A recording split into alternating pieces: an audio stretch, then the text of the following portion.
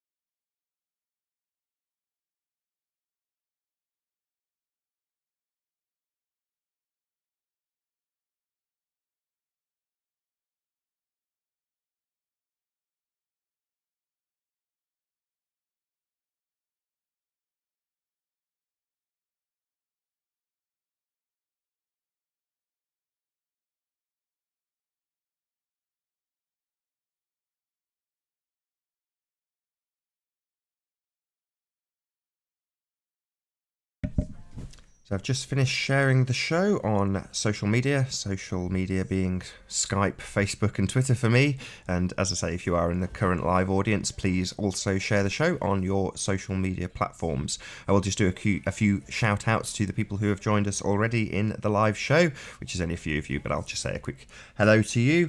So The Rig, good to have you here. Very pleased to see you. JJ, good morning to you also. Shill Scanner, very good to see you here. Peanuts Clark, also very pleased to see you. Thank you for being here. Be sure to share the show.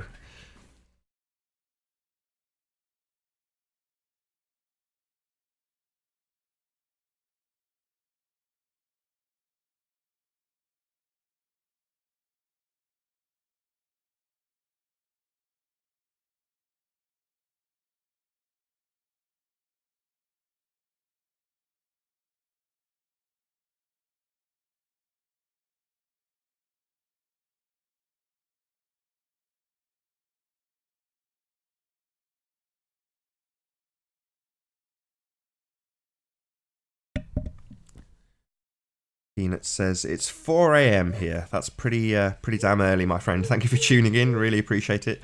I may as well do a full series of plugs for anybody who's joined. There's about 14 or 15 people who've joined us in this impromptu live stream, as they don't have any particular time attached to them, so no one knows. So hence me encouraging people to hit the bell. But yeah, if you're new to the channel, be sure to subscribe and hit the bell notification icon to keep up to date with the Flat Earth debate. If you'd like to support the channel, there is a super chat that runs alongside the show while it is live. And if you would like to join the debate, there is a link in the info box below this video. With the page that you are currently watching on mute, simply click on that link to join the show and express your views on the shape of the Earth. As I've said, there are only a couple of rules. Do not swear, and if you are ejected for swearing, do not try to rejoin the show using sock accounts. So yeah, I may come back one or two more times if we are not joined by a guest, just to say exactly the same thing once more, or indeed to introduce our first guest once they get here.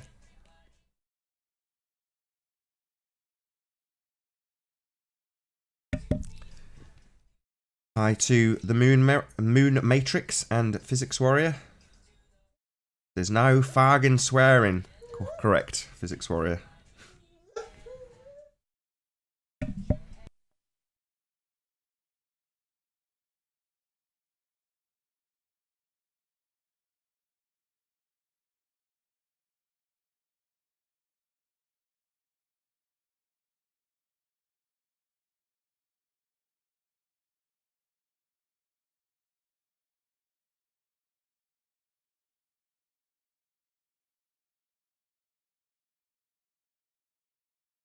So if one of you in the chat would do me the service of just clicking on the link and checking that the show actually does work.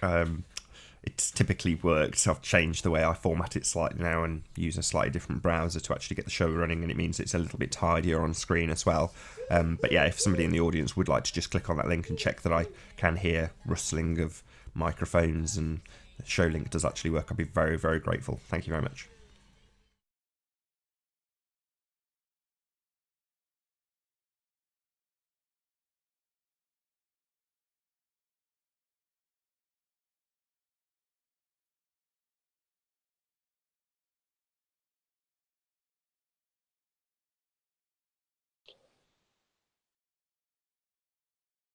Hello, Nathan.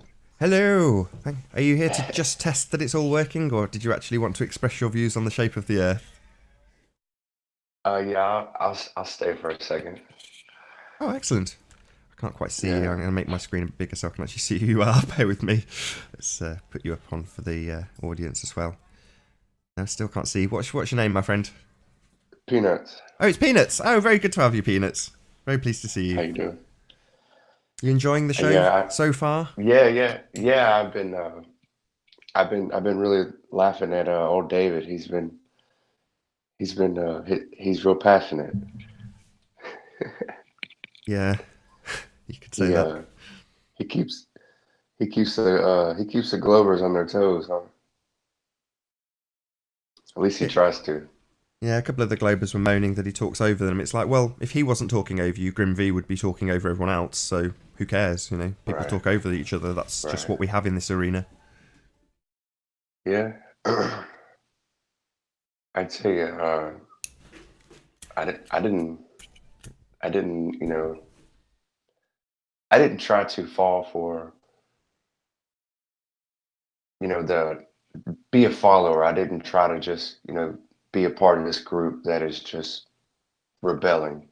And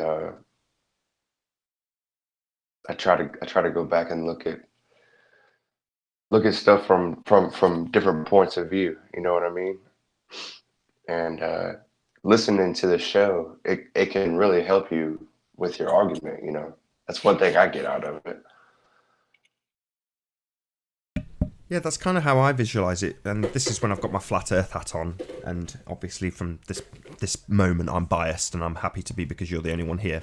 But yeah, I just see it as boot camp. You know, it's a way of getting flat earthers that may have some misconceptions and wrong ideas, of putting those misconceptions and wrong ideas across to people who are, in the most part, very well educated in the heliocentric system, and they will dispel their ideas that are incorrect pretty quickly, and also give them other things to think about that they can go away and research. And in an arena where it's, for me at least, it's been a good couple of years now, I know that there may be people out there that this is just getting stagnant for, and you know they've run out of things to look at. For me, there's never going to be a shortage of things to look at in the arena of flat Earth. There's you know, the whole world of possibilities opens up, but that's not true for everybody. And instead, they start with the gossip and the drama, and it's like, no, the Earth is still flat. There's still a huge amount of stuff to look at and discuss and debate. And if you're not sharp in that regard, you need to be, because there's going to be people at some stage that come up to you and start asking you these questions.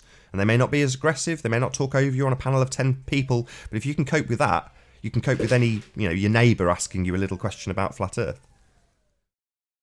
Right. Yeah, and just being able to express those points from both sides of the fence is always going to be helpful. So yeah, you're right. And it's almost like you have to swift through so much disinformation because flat Earth has just turned into almost like a clickbait type thing. You know, people know that that's what people are looking at and people are into.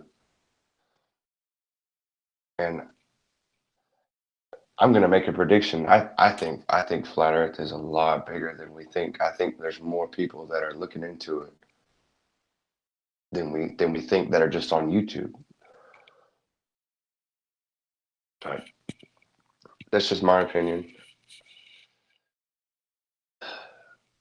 It's 4 o'clock in the morning here, so I just woke up. If you want to hop off, I won't keep you here. It's okay. I'll wait till somebody else comes on. I know it kind of sucks having dead air. At least it's you got I don't somebody to mind. listen to. It's one of them that when there's photographs up, people generally know that means there's dead air or a new guest joining if there's actually a panel already. But I mean, one thing that did interest me was Hank Hill yesterday was listening to A4 on this session, the early morning session, and he was like, "Oh, will it be frowned upon if I snipe him?" Well, obviously, yes, it will be frowned upon, but the reason he wanted to snipe him was because he was getting irritated with Adam continually talking over him and sort of stating something that he didn't necessarily agree with. Hold on, I'm just going to fish something out of my kid's mouth. Can I have that, please? Yeah, But I've sorry, lis- go ahead. I've listened to Hank Hill for a couple shows, and he seems like he's kind of on the fence, but he's well versed in his argument. You could tell. Yeah, I may speak for him. He'll correct me if I'm wrong, I'm sure, if he gets to hear this, but I think by taking the stance he doesn't put the Globers on the back foot immediately by saying, I firmly believe the Earth is flat. You know, he's by taking a sort of agnostic approach, he can almost pretend like he's putting a devil's advocate argument for flat Earth across, and that makes it easier to debate, I think, for Hank. I think it's a very smart tactic, regardless of his views, if he thinks it's a sphere or a flat. I think it's a very, very clever debating tactic. So yeah, my hat's off to him. But what I was going to say about Hank was when somebody with a very poor debating tactic, which was Adam, you know, making himself look pretty terrible by just shouting and getting angry a lot and talking over everybody with the same point over and over again. And Hank was like, well, can I snipe him out because this is getting irritating? And I said, well, no, I want people to see that. You know, people might not know that type of person is in flat Earth, that, you know, that they're putting that kind of opinion across to people and the way they put it across. And if you just snipe somebody like that out of the hangout because it's irritating, people don't get to see that or figure out how to cope with it. Like, no, in real life, you can't just snipe people. You know, if someone is in front of you, in your face, screaming at you, saying you're an idiot, you have to learn how to cope with that. You can't just say, you know, eject when you're on a bus or something. You know, that's not how it works. Right. Yeah, that's a good point. And hopefully, you know, that Adam guy, hopefully he learned something. You know, hopefully he took something away from that, you know. Probably not, but Well, here's my secondary concern. You know, third concern is that he gets a platform to actually express that on. You know, and I did say that to him. You know, this is what it's for. It's here for you to express that view. If you think we're all shills and paid to put disinformation out there, you're welcome to express that to the audience. But the primary purpose is so that the audience hear that, and then they can go away and assess that and decide if it's true or not. But they need to hear it first in order to assess it, in order to, you know, put their stamp of approval on it if that's what they're going to do. right.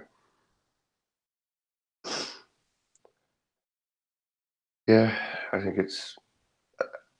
I remember. I remember just like a little over a year and a half ago. I would always I was checking channels to see if any new Flat Earth videos had popped up. I remember having to wait for a live hangout, you know, for people to talk about Flat Earth, and now you got so much to choose from, you know. It's crazy. It's crazy how much the last 2 years have changed. Yeah, for definite. I remember doing For live me, it streams a couple of has. years ago, and I'd get 200, 250 people in the audience, and it was because I was the only person at that moment live streaming about Flat Earth. So if you were interested in a live show about Flat Earth, that was it. You know, I would pick times that no one else was streaming. There are no times now that no one else is streaming. None. Doesn't matter when you stream. You will go into Flat Earth Live if you type it in and do the filters, and you'll see at least 4 live shows at once running, always. Amazing. Well, I was hoping Jaren's canal test would really show something, but I guess doing that test isn't as easy as you would think, you know. Setting up boards, shooting a laser, you know. It sounds easy, but I guess once you're doing it, it seems like it's not that easy.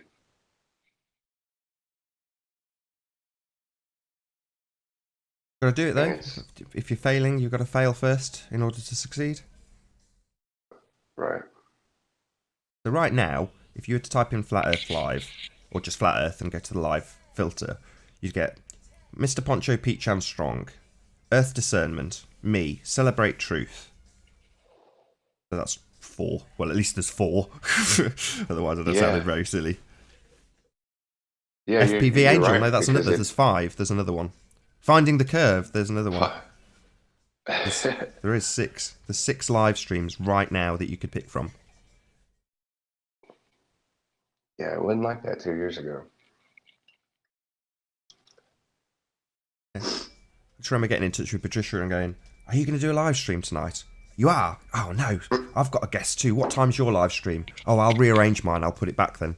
You know, and you'd arrange it in such a way that you know you wouldn't be overlapping with someone else. Now I don't even ask. It's like, you know, if Mark Sargent's doing a live stream, then that's just the way it is. Yeah. Yeah, people didn't want to step on each other's toes.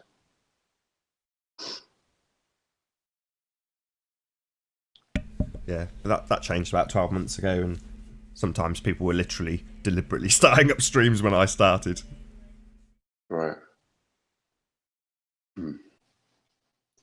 That's good, you know. Good that you've got choice. Been joined by Physics Warrior. I can finally go on mute and stop this beeping garbage truck disposal people from disturbing us. So I'm going to pop myself on mute. Hello, Physics Warrior. Pleased to have you here. Hey, Nathan. Good morning, good afternoon, good evening. Hey, Peanuts. Hey, how you doing, man? Pretty good, pretty good. I know this is a certain like a debate show, but technically, on a side note, I know I've been speaking with a lot of people out there, and yeah, it's much easy to speak about like the models and the shape, either side, either whether it's a sphere or a ball. But when it comes to actually someone that's a Christian, a Catholic, a Jehovah's Witness, it's very, very, very hard. But my stance on this right now is that what I see as flat Earth being a leaderless movement, and then somebody's bringing a book that's coming out of the global mind.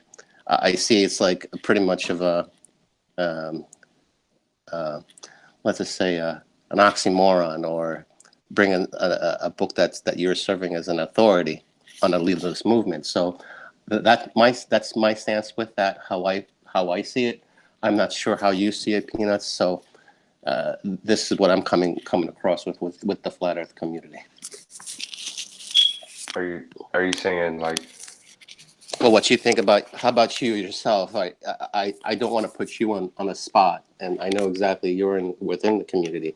Now, my question is that I know that from if you're able to see Bro Sanchez and the Sun and Moon group, he was able to speak with other people too, and he also has a hard time speaking with the flat earthers too. That's also that's into religion. So what I'm trying to say is that, not to put you on a spot, how do you feel being a flat earther? Well, I will tell you that I was as a kid. I was brought up as a Christian. It was shoved in my face growing up. So I wasn't really old enough to challenge it, and I was told not to question it.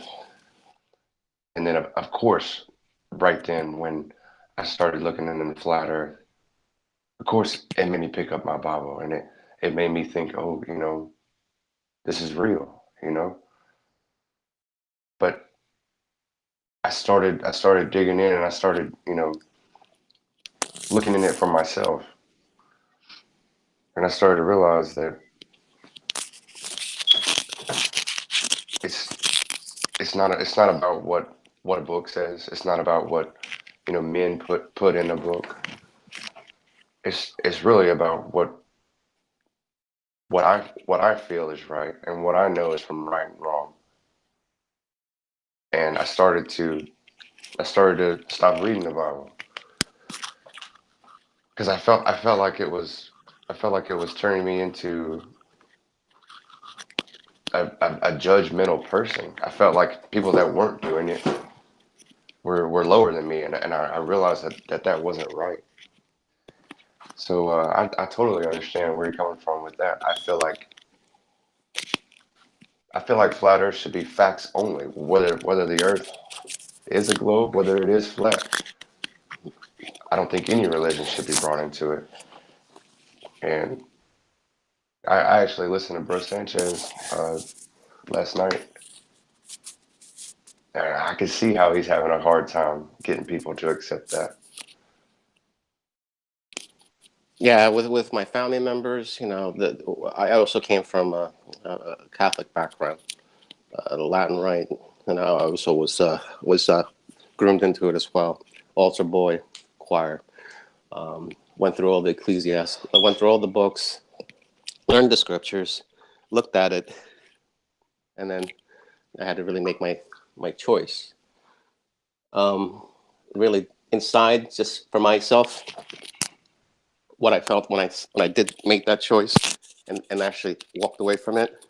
I just felt, I don't know, 5,000 pounds lighter and a little bit more powerful. Like I'm able to move more freely, and my thoughts are a little bit more clearly. And that's how I felt once I actually put the book down and actually took all the self-recognitions, all the responsibilities, and not to use actually the third person involved. You know. Nathan, are you still here? Yeah, I'm just keeping on mute because my kid's playing with the noisy toys at the moment, that's all. I had I mean, I have a link. I mean, it's just just a good. It's a good like 4 minutes if you can put it into the screen for the audience to see. Is that possible or? Yeah, I don't mind. What is it? How do I put it? Do I put it in the back chat or? Yeah, so if you scroll to the over the Hangout, left hand side of the page, a row of tabs appears. Top of that, there's a internal chat. Okay. Just paste it in there, and I'll pick it up off the Okay. screen. Let me put it right in. Hold on. Give me a second.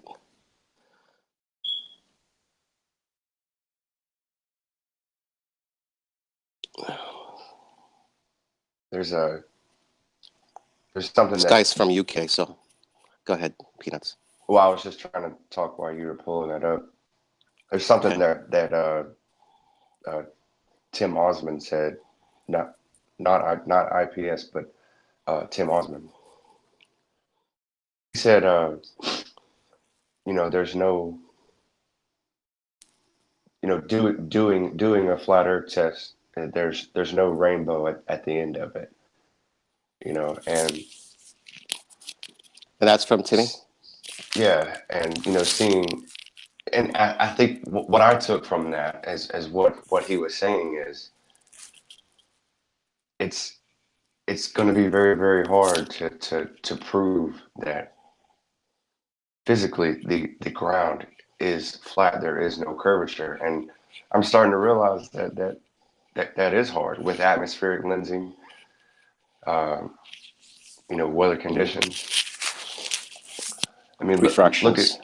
Yeah. look at Jaren. I mean, he's yet to provide any results. Obviously he's not wanting to provide anything because the test isn't complete.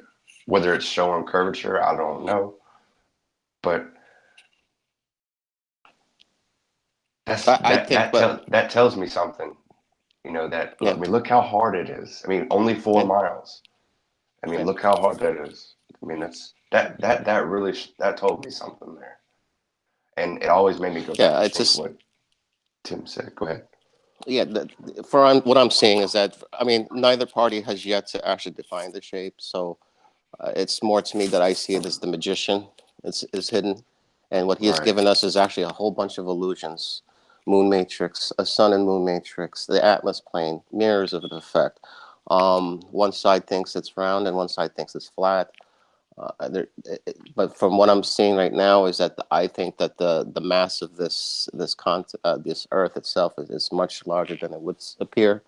Also, just to cite Riley is saying it's the size of Jupiter based on the books, but Jupiter to me is just a one light as well. But anyways, I think beyond the Arctics is actually another continents, which they are saying, but more than one. However, is that with the control groups involved and the strong psyops and then leading us into the Arctics, there's got to be some kind of agenda or something that they're hiding that they know a little bit more of the shape than we do. Um, Now, as far as with also, you did mention about Hank Hill being on the, you and Nathan talking about Hank Hill being on somewhat of a on a fence side. He's able to actually move left and right. I support Nathan because he's not claiming really the shape at all because to me it's not defined and I see it to him as well. So it seems like just to claim just the shape is really a rabbit hole. And then we wind up with people defining with equations and saying this is it, this is flat. Even though they're showing us a model that it's a curve, I'm seeing a flat ruler with the flat dimensions, a flat sphere. Right. It just when we're talking about Snell's laws and they're talking about the radius, I see a flat dimension with the right angle. It's still flat to me. Um, Now, I also in history, I did see a little bit of research prior to the Gleason map and also creating the Earth ball. There's supposedly supposed to be 4 continents up north in the northern area, and they're not showing it for some reason. So, and then for some reason, people are saying that the North Polaris is the North Pole, but I'm also finding there's three northern pole sectors. I believe celestial, magnetic or a third. However, for any compass that I pick up, it still points to magnetic north, and for some reason, things is coming out of that northern part of the area that nobody's talking about. So I just thought I'd just put this out in the air. There's a group of guys. I think they're called Flat Earth Paradise. Have you heard of them? Never heard of them. No, never heard of them. I believe that's their name. And right now, as we speak, they are making their way to the North Pole, and they're kind of documenting it. Oh, that's good. How long? I believe their channel. Go ahead. How long was this research, or how do you know about this group, or how long has this been going on? Well, I caught one of their videos, and they were talking about, so far what they've done. They were talking about all the support that they are getting. It was four guys, and they were, hopefully they're truthful. Hopefully they're telling the truth.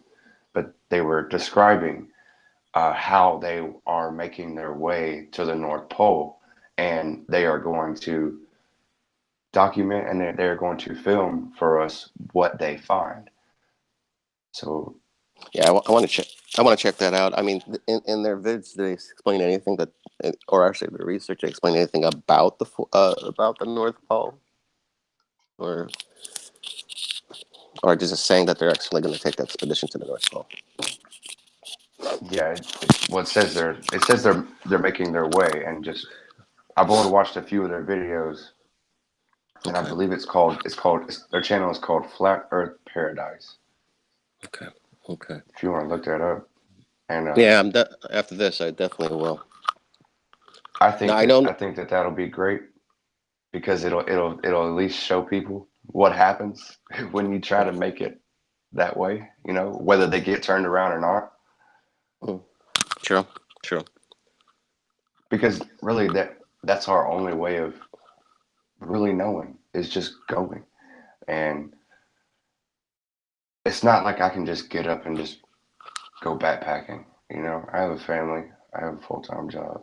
Yeah, me too. I wish I could do that stuff. That's because being in this for almost 2 years now, it's making me want to explore. It's making me want to go out there for myself and look. And I think that is the scariest part of the groups of people that control where we live. I think that's what they mostly worry about, is because they want people to stay put. Yeah. And that's kind of how I feel. But And probably that's why they put a NATO peace treaty with guns exposed in the Arctic, just to make it seem like we need to go to the Arctic. Who knows? But heck, 50% of the population there, 50% up north. Somebody's going to come back with some kind of information. yeah. But who knows? And But also, go ahead. I've also heard like little bits and pieces of history of there's like supposedly 4 continents around there. Sanchez even mentioned Turtle Islands in there. Eden's coming out of there. Let's see, ecosystems. I mean, the actual place there is like it's warm weather in there. What else? And other civilizations too. So a diversity that we're not being told about. So that's what's that's why I'm questioning a lot about the North Pole. Well, and it's, if you look at a lot of the big channels, the big flat Earth channels, nobody really talks about the North Pole. No, Everybody we're always talking about South Pole. Yeah, it's where the gun's exposed. So Right. who knows? It's pretty So, but North Pole's supposed to have a lot of information up there, and then the South Pole, we don't pretty much know exactly what's beyond that Arctic ring. Nathan, Yes. Is there a way you could put on the link at all so we Oh, could did you all see post it? this? I didn't see it get posted. Sorry. Let's have a look. Oh, you did. Oh, you did. Okay. All I'll just right. have a look. I Bear with didn't me. see I'll it. just have a look in the chat. Yeah, Nothing in the chat. Did you post it in the main chat? No, I'm in the phone, so I can't see the chat at all. Oh, all right. Okay. I only have one eye. Yeah, I don't know how you can post it to me.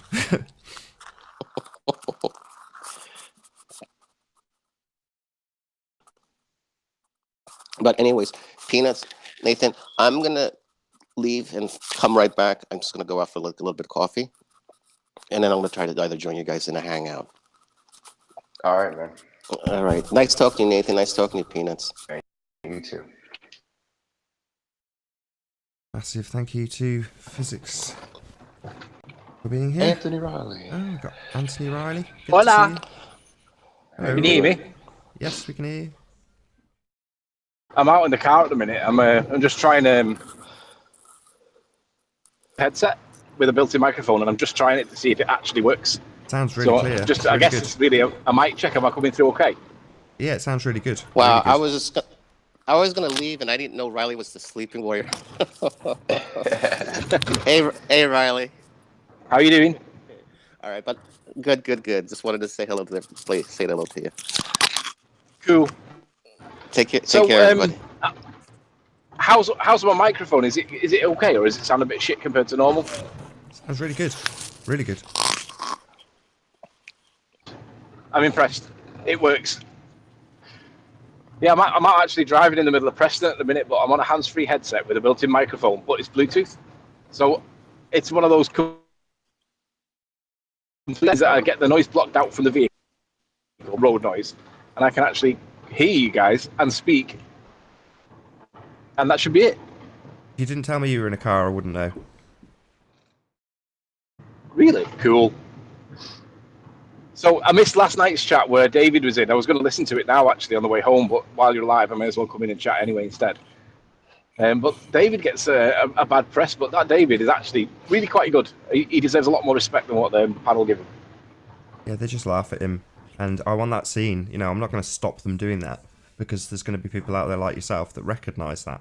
And often Yes. he would put points. I can't remember who explained this. It might have even been Hank, that the paradigm that each party is in, flat Earth on one side, globe Earth on the other, is so alien to the other. Not necessarily so much on the flat Earth side, because most of them have come from the globe to begin with, but certainly for the people that aren't on the flat plane, they cannot wrap their head around how we perceive things. They just can't visualize it, so they always have the presupposition that the Earth is curved. Was it Paper Explainer that was talking about a gyroscope yesterday? I think you did. I think you were in the chat for that one, Anthony. Yeah.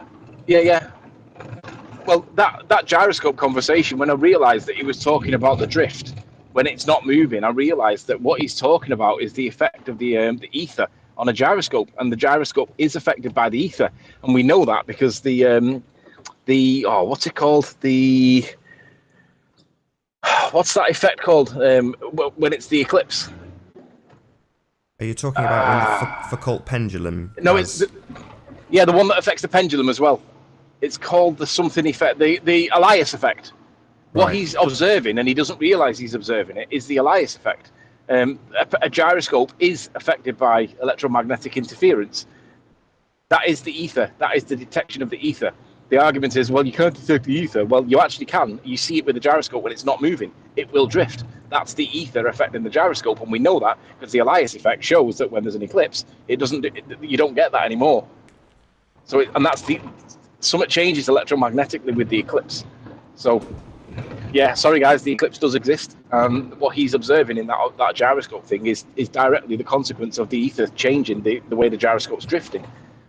So his argument about it being apparent drift, well, actually, it should really be rephrased as ether drift. But they will never do that because the heliocentric argument doesn't account for the ether in any event anyway. But and that's you can demonstrate that by if you go to Google and then do a search for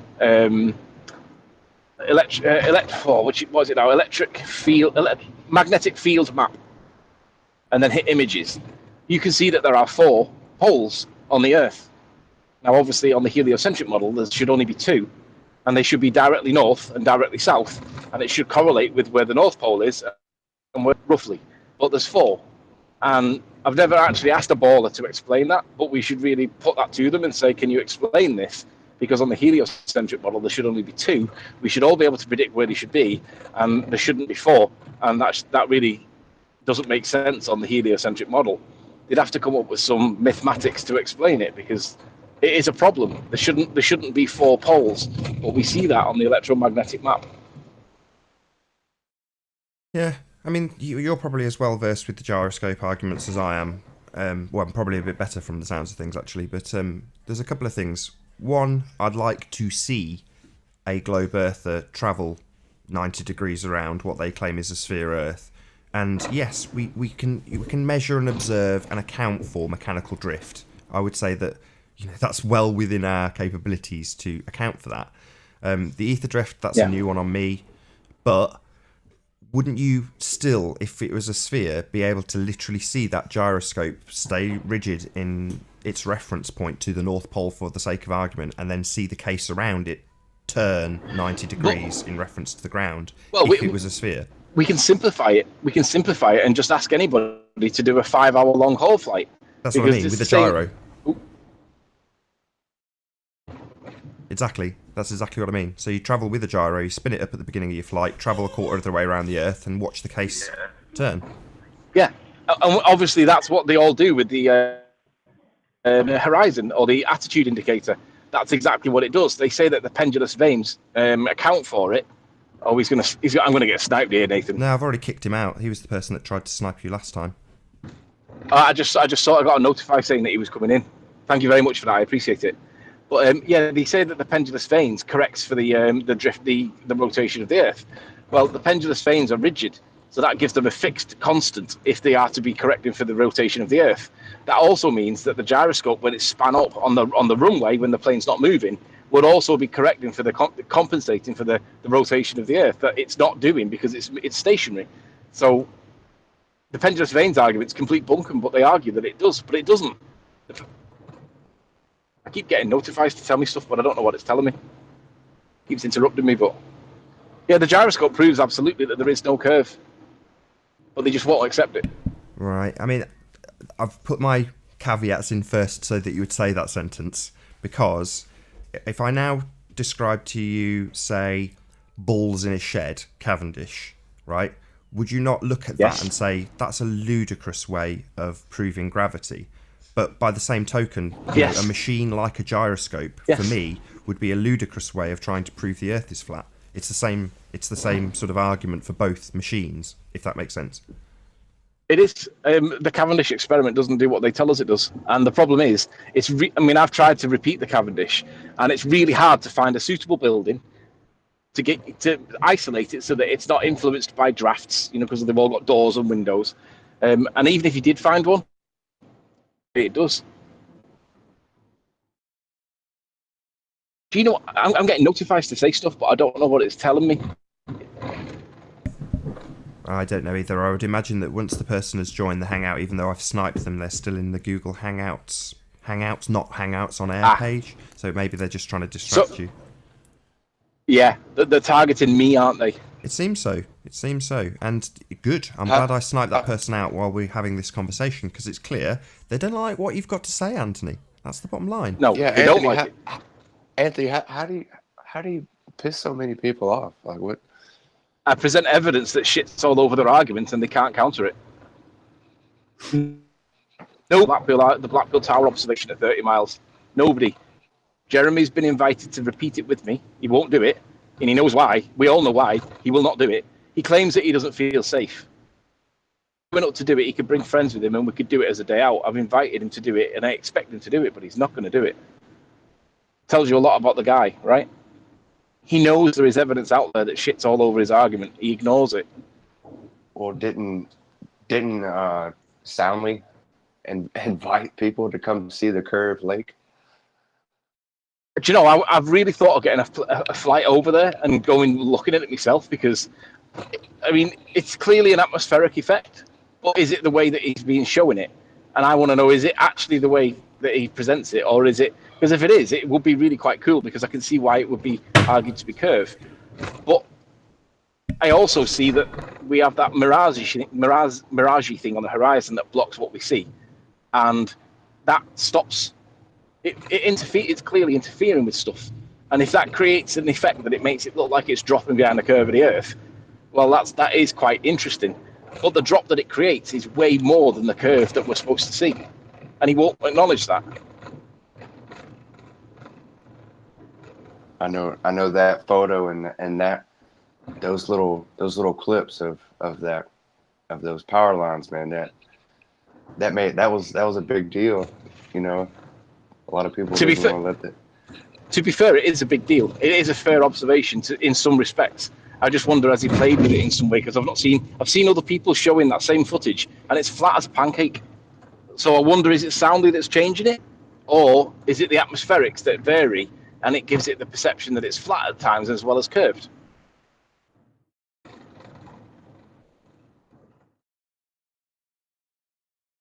But yeah, the gyroscopes basically proves that we do not spin. There is no curvature of Earth. You can argue about apparent drift. You can argue about mechanical drift. I mean, even the argument for mechanical drift is exaggerated. It's nowhere near as significant as what they say, because we can put a gyroscope on a clock, spin it in 15 degrees, cause the friction of the bearing.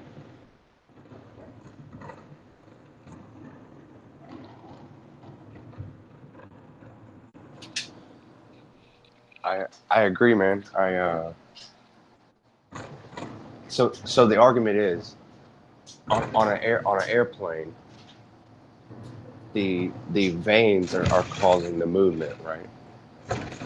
No, the argument is that the pendulous vanes correct for the rotation of the Earth. They correct for it. Okay, gotcha. Yeah, but if that's true, it would be correcting for the rotation of the Earth whilst the plane sat on the runway for an hour because it's been delayed, and we know that does not happen, because it's a fixed reference point. And when you're flying one way around the Earth, if you're going with the spin of the Earth, it would record double the curvature, and then if you're going against the spin of the Earth, it would record half, and we know that doesn't happen either. Right. Nathan, Wow. are all these soccer counts coming in? Is that what that noise is? Only for you. So I think, like I say, because there's two sides to Hangouts: Hangouts on Air and Hangouts, which used to just be the social media platform and nothing to do with the live broadcasting. The two are now integrated, and that's the reason you can snipe. But once you're in the Hangout call, even though I've sniped you out the on-air part, they're still in the social media part, which is separate. So they can still contact you, even though they're not in the Hangout. Well, nice to know that I influenced them. Yeah, exactly. I'm glad that we're having this conversation. You know, people are so keen to shut you up and censor you and boot you that they're going to go in and disrupt you in the Hangout screen while you're just having a chat on air. Amazing. There's only one person, as far as I'm aware, there's only the one person that's doing that. Oh yeah, who's that? Virgin Mars, P Mars. P Mars. I'm sure he's the only one that's doing it. He did specifically say that he would then, once I booted him for swearing, he said, I'm going to snipe every single one of your Hangouts from now on. So it's like, why would you make that confession if that's what you intend to do? Just say nothing. Because his intention is to disrupt the flat Earth conversations at all costs. But he does it with a smile on his face, and people think that that's acceptable. And I don't think. I just think he's an idiot. I can see why he's still a virgin at 31 years old. Yeah, no need. P Mars is a good guy. You know, I speak to P Mars reasonably infrequently, not often, but you know, are you laughing at yourself on camera? Is that what it is? And he's a good guy. He's a very nice guy. He's reasonably well researched. You know, I like P Mars. I'm not gonna lie. That's not why I've got a lot of tolerance for him. I just like him. I think he's a good guy. Well, I used to like him when he was an ISIS chat because I actually thought he was a reasonable person. But the person is different to his persona. His persona is his idiot. The person may well be different, but his persona online is terrible. Yeah, very well put. Let me just share with you some of that happened that was really cool last night. I was getting the usual amount of abuse from baller channel, baller channels, and I was basically laughing. There was a guy that made a comment along the lines of, Riley, you're so hated that even flat earthers don't like you. And I was like, do you know what? The people that don't like me in flat earth, I don't actually mind them not liking me because they're the people that I don't want to engage with. But at the time that he made that comment, I was actually in a 5-hour chat offline with Patricia Steer, Ranty Rant about flat earth in context, all the good stuff, not negative. It was all positive. It came Patricia, she just laughed. And Ranty realised that there's a lot of negative flat earthers out there, a lot. And you know, I've got no time for the people. If you hate me in flat earth, that's fine. I'm more than comfortable with that. I'm happy with my hate list. But for the people that do like me within flat earth, they're the only people that I'm interested in, and that's why I don't really engage with that many people, to be honest, because I find that there is a cancer within flat earth. There are people in flat earth that just hate the way that it runs because they're not in it. They're not included. But there's a reason why these people are not included. And I'm more than happy with certain flat earthers, even if it's 50% of flat earthers. If you don't like me and you're on the flat earth side, so what? You know what? I'm not bothered about that. I'm bothered about getting the evidence, presenting it, and then having the discussion, the debate, having the disagreements, seeing who's made mistakes or whatever, because that's what I'm interested in. I'm interested in the evidence that supports one version over the other. And the truth is, there is no curvature. It's demonstrably the case, continuously, all over the earth, English, American, people are doing curvature tests all over the earth and not getting curved. How can that be if it's a fluke to do with standard refraction? Because standard refraction is supposed to be a variable, and it doesn't do it. You're a flat earther and you hate me, fine. I mean, I'm cool with that. I know the people that like me and trust me in flat earth, and I'm fine with that. So for the ballers that say even flat earthers don't like you, that's cool. I'm not trying to make friends and influence people. Positive within flat earth, present the evidence and see how it's taken. And if I make a mistake, so be it. If the evidence supports a narrative over the other, so be it. It's all about the evidence for me, and that's not about making friends within flat earth. And I don't want half the friends in flat earth that are in flat earth either. Half the people in flat earth are cancer, really bad. And that was why we were chatting to Patricia. Ranty's making friends with flat earthers that, in my opinion, are the cancer. And he's wondering why he's feeling disillusioned at the minute. And the reality is because he's making friends with the wrong people, and those people are making all the negative waves within flat earth. And he's not riding positive waves because he's not found the positive people into flat earth through me. But when he found flat earth, I was a positive influence with him, not a negative. But he started mixing in with people, and he's realising that he's got disillusioned, and the negative people are influencing his perception, even though he knows they're flat. He's just not sure how flat earth's working. A 5-hour chat with Patricia about that. And now Ranty should be feeling a lot better about stuff because he realises that there are people in flat earth that are not nice people. So, Just so you know, Anthony, your car Bluetooth is now kicked in and it sounds awful. Just so you know. Hang on a second. Something happening. Can you hear me? Your car Bluetooth has taken over and it now sounds awful.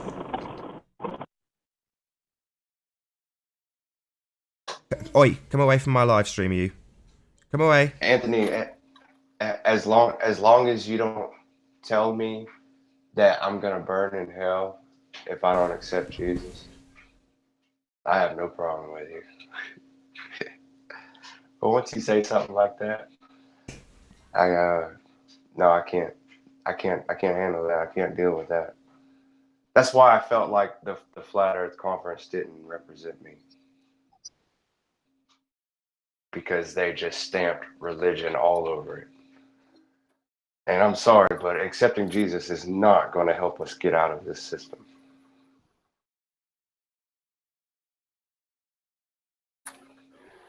So, I didn't mean to bring religion into it, but you still there, Anthony? Yeah, I'm listening.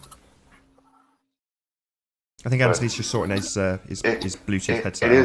It is weird how much hate he gets and how much ridicule he gets, and maybe it's because Anthony is confident.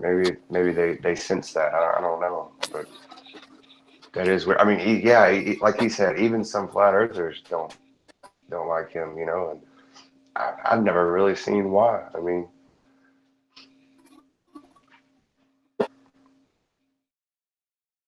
but that's just my opinion. I think his little car Bluetooth stopped working. Yeah, I think you're right. But we got the majority of what he said, even if the last bit was a bit crumpled. But y'all mentioned David earlier. Am I back? Yes, Yeah. you are. Man. Well, y'all mentioned David earlier, and man, if he can refrain, I mean, if he can get his argument, better on topic and the timing, and if he could stick with an open-ended question, and then let it be answered, Yeah, but the problem with he, that, a flat earther will then take that silence and then, or somebody else change topic, not realizing that it was a clincher. yeah, it doesn't stay on one topic. It jumps around, and then that gets everybody talking over each other. Yeah, I think that's a very good point, Sleeping Warrior. We've had exactly that with you. So you and Curved Water, there was about 8 people on the panel. You're going back and forth. You take probably 15 minutes over the top of other conversations to lead him down a path and finally get your question in. And what happens? 2 flat earthers come in with their... No, don't get me wrong, they were very good questions, but it completely railroaded your excellent point. Please don't end my live stream. Come here. Stop touching the screen. Yeah, so it was one where I don't really want to interrupt ever, but that was one time that was like, come on, he's taken 15 minutes to get to this stage, and you're just going to ask a new question when he gets to the point that he's finally got him on the ropes. I guess that's where flat Earth naivety kicks in, because I mean, one guy was clearly not with the conversation, the other guy was half with it, and then thought that I was making no point. And then not interrupted, but topic changed. And obviously that was the moment when, thankfully, Nathan realised it. But Curved knows that he can't get out of that corner. He knows this.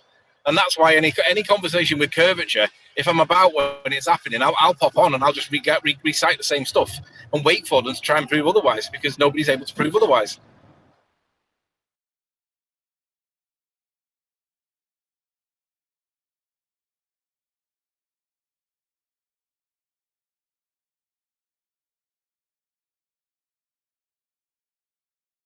Am I still here? Yeah, there's just no one to interrupt you. It's weird because I've just realised that my headset batteries have died. That was why I got kicked off before, and I didn't realise I was off. But now I know what's wrong. I just need to go and put a bit of charge in it, and it'll work. And it works fabulous. So I'm now back onto my phone at the minute, which is not ideal for what I'm doing, but it'll work for now. But yeah, I mean, Curved, he still argues for the sphere. I mean, for me, it's that simple. If we should be able to detect it all over the Earth, reliably, continuously, all the time, and we can't do it. And the ballers know that there is evidence out there that does not support their argument.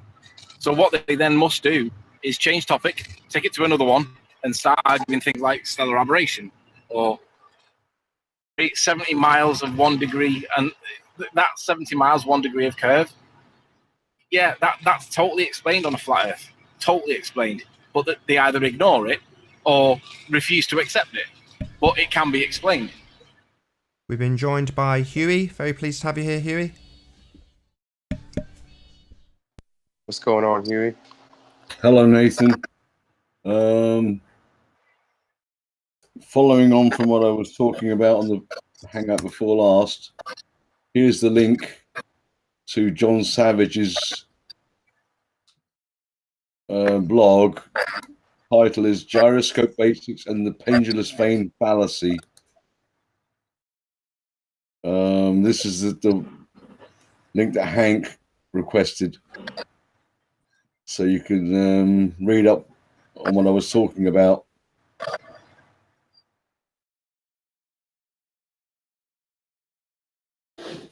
So there it is. So I said I'd provide the link, and there it is. Much obliged. Thank you very much. You're very welcome, Nathan. Anyway, dinner's on table. I've got to get going.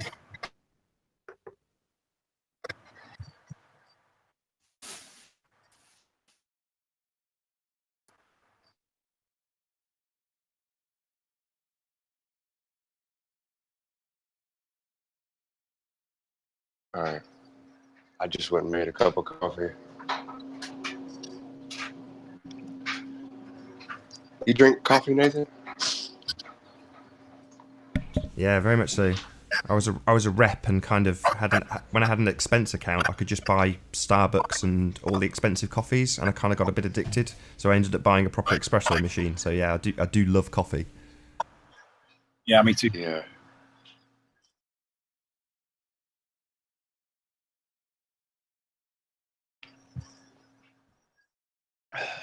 Well, anyway, Anthony's still in the car? Yeah. I'm nearly done my journey now. Car now, or is it still reasonable?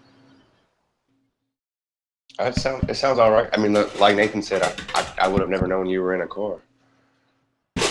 Now that you're on the phone, it still sounds fine. I'm impressed with technology improvements recently. If we're able to do this simply with a mobile phone and a Bluetooth headset that's like somewhat better than earbuds and one of those inline microphones, if you actually get a decent set, it's almost as if you sat at home. My only worry is I'm so detached from the car environment. Am I actually concentrating on the environment that I'm in, or am I am I failing to concentrate on the environment because it's immersive when you're engaged in a conversation? If you have the quality of the call that's almost like you sat at home in front of the telly, are you actually paying attention? And that's the only thing that I'm concerned about, because I'm paying attention to speed limits and distances and all that. Or am I that immersed that you don't realize that is it that much of a distraction that you can't drive if it's that good? And that appears to be the case at the minute. I have it that good. I've just got to be aware that I may or may not be paying as much attention to the road or to the job I'm doing, because it's so immersive. Because it is immersive when you're listening to people discussing, debating, fighting, disagreeing, presenting evidence, and you look. I mean, you get that involved in it that you don't. You're immersed in it, aren't you? You're in it. So are you in it to the expense of the driving that I'm doing, or are you in it and you're still able to operate totally normally? And I haven't worked out which one it is yet. So when I get a bit of charge in my battery in my headset, I'll test it next time I'm doing it. I'll just see how much I actually am driving compared to what I should be driving, and do I feel as though it's safe? Because it's that immersive that it might not actually be safe. It may be a bad thing. So I just have to keep behind it and see how it goes. I'd say the other way around. I mean, in the past, again, when I was a rep driving around and I was constantly on the phone via the Bluetooth system, which was crappy, and because you were having to struggle to hear what was being said, and people were constantly saying, "Can you repeat that? Can you repeat that?" because of the road noise, you were just distracted by the conversation being around the technology. Whereas when you can actually hear what's going on, you pay a whole lot less attention to the technology having to actually work, and you can just focus on the road. So maybe it's the other way around, or at least in my mind. Well, yeah, I agree with you. That's how the Bluetooth was working. You'd have a little earbud, and you'd still get all the background noise of you driving. But the headset I've got is one of those ones that cuts right over the ear, so it effectively drowns out a lot of the background noise. You know, like tire noise and wind noise and cars going past you and all that. You don't even hear that because it's being cancelled. It's being muted or muffled, so you can hear Nathan talking as though you're actually sat next to him, and you're kind of detached from the environment that you're in. And that's what I realized before when I was chatting to you. I realized that, I can see what's going on and I can react to it, but I'm not hearing it because I'm hearing that it's all being cancelled out and Nathan's chatting away as though I'm sat next to him. And it dawned on me that I may not be paying as much attention that I should be, and I'm just going to have to monitor it and see, is it actually a risk, or is it, no, it's not actually a risk, it's fine. But it was just a new experience for me. I've not had this experience with a decent headset that would negate the driving background noise and allow me to communicate with you and hear you as though I'm sat next to you. It was just surreal, but it's just new technology making things different. And it's like, can you adapt to that change without taking too many risks? And if it's the case that you can, then this would work perfectly for me. But if I'm that isolated and able to become that engrossed or in the call, that might not be a good thing. So I may not actually be able to do it. But it seemed to work fine before, and so my batteries went flat. Just need to plug them in. It's just noise cancelling. Is that what it's basically it? Well, there's noise. I don't know if it's got noise cancelling, but they go over the ear. They don't go in the ear like an earbud. They go over the ear like two half coconuts. You know, like the old style headset But I bought them specifically to do exactly what I thought it would do. And it seems to do exactly what I thought it would do, but it might actually do it too well. I'm just going to have to test it next time, just see how it works. But now I know that it does work, and it seems to work perfectly. It might be the case that I'll be able to use it totally, fine. But it also might be the case that I'm too immersed in the conversation. So it's just a case of setting your parameters about how good it is. Chat's moaning at you. Chat's moaning at you, Anthony, saying, "Where's the debate gone? Why is he talking about his tech?" I think it's just because there's no ball. I think America are in bed asleep, aren't they? So because they're all asleep, most people are not able to be up and about and whatever. And even PMARS has to sleep sometimes. Yeah, and the Brits know the Earth is flat. Yeah. Gyroscopes don't prove curvature. They prove that there's no curve. Attitude indicators prove that there is no curve. Planes don't show any curve. P900s show that there is no curve. Standard refraction is subject to proving curvature, so you can't even argue that it's a thing until you can prove curvature, in my opinion. Standard refraction, basically, they say that it makes a curved Earth look flat. But to prove that, you need to show that it is curved for us to accept that refraction is doing what you say it does. Otherwise, it's illusion. You're trying to make us think that something's there when it's not. So anyone that argues for standard refraction, okay, we'll consider it as a thing if you can show curve first, because you can't say it's an illusion unless you show that it's actually an illusion. And to do that, you have to show that it's curved. And then even if they could show that it was curved, because they'll come up with Pontchartrain, you then take them down how refraction is a calculation of arc mathematics based on 7/6 of the radius of the Earth, and then take them through why that's not the case in the citation that Mick West cites, and therefore it can be dismissed because it's completely not what that article says. So it's kind of limited, really. For me, the flat Earth discussion kind of stops at curvature. Does it need to go any further? Need to get into rotation, gravity? They're secondary to it, but essentially it is about the curve. We should be able to detect the curve of the smallness that they tell us that we live on. Thankfully, they don't tell us that we live on something the size of Jupiter, because that will be a lot harder to prove. But they tell us that we live on a P, prove, because we can see that 8 inches per mile squared over a bit of distance, 25, 30, 35 miles, becomes a lot.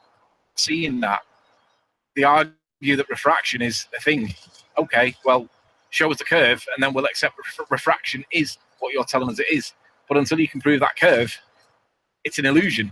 It's mathematics. And I use the word mathematics exactly the way I mean it. Myth.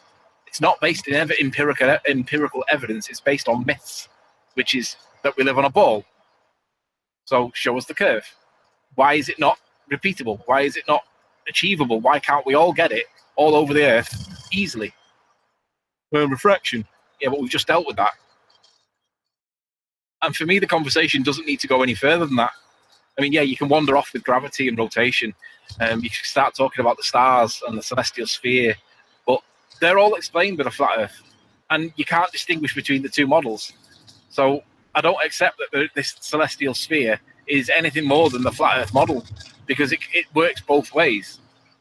Tim doesn't say that it does, but it does. Hey, Anthony, I know that Grimm isn't here to defend himself, so I don't want to talk about him, but there is something that he says. He keeps bringing up the equinox. Yeah, it doesn't do what he says it does. So I mean, what is his argument there? Why is he saying the equinox?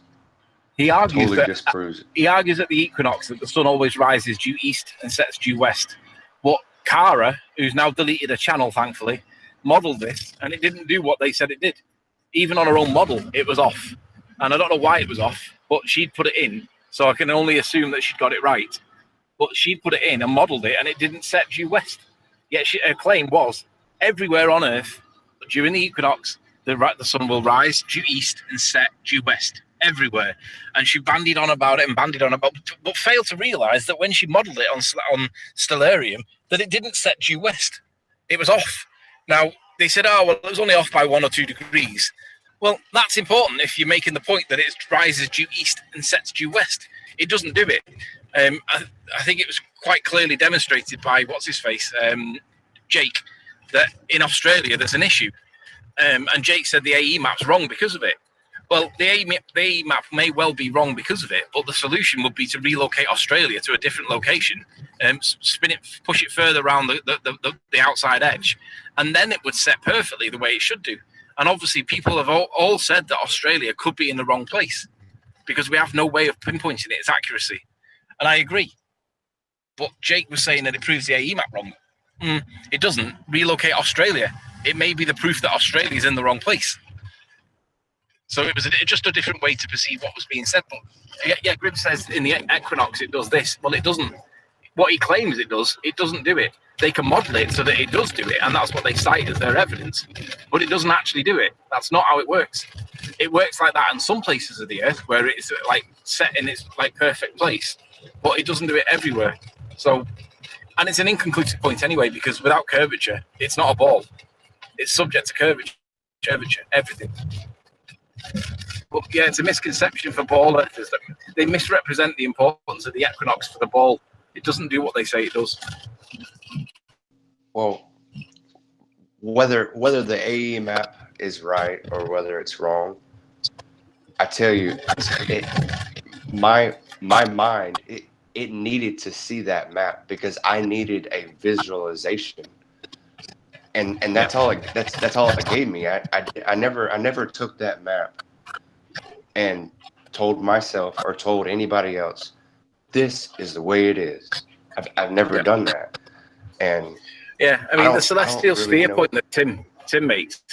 If you get the Mercator map and just present the Mercator map on screen, and then get the blades of a Chinook helicopter, and then overlay the blades of a Chinook helicopter, you've got two flat circles that are spinning round that are essentially, in my opinion, electromagnetic. I don't think they're actually real. I don't think they're actually stars. I think that the stars are a creation of interference. Because we can demonstrate that with electromagnetic and sounds, you can play with electromagnetic and frequencies and create our own stars in a jar. You can do that. I think that what we're seeing is the mishmash of sound up there with electromagnetic creating the stars. Or if the stars are real, they're actually in the firmament. That would be the evidence of the firmament, in my opinion. I'm not saying it is because I don't know, but I know what it's not. I know that you can get a P900 focusing on Betelgeuse or Sirius, and you can get Sirius almost to be in focus. You can see that there are psychedelics being represented. Bars. Now, the stars all twinkle, and they say that it's because of the light from the star itself. It's a distant sun. I'm not persuaded by that when you look at the evidence of stars through a P900, because they look like a frequency. They look like they're a sound frequency being manifest in the form of light, in my opinion. I may lose my signal now because I'm in a rural area, so if I get dropped, I'll just drop off for a minute while you guys chat, and I'll probably get back to you shortly.